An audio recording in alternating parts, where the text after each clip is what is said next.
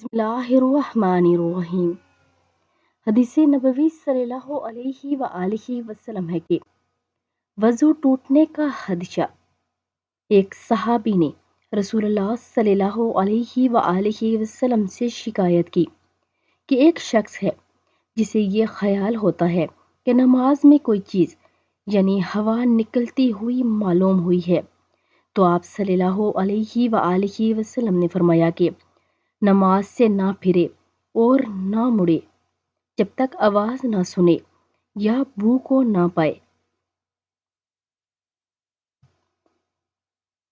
یعنی جب تک کوئی بندہ قسم کھا کے نہیں کہہ سکتا کہ مطلب میرا وضو ٹوٹ گیا ہے تو اس کا وضو نہیں ٹوٹا، ویسے خیال ہونے سے وضو نہیں ٹوٹتا۔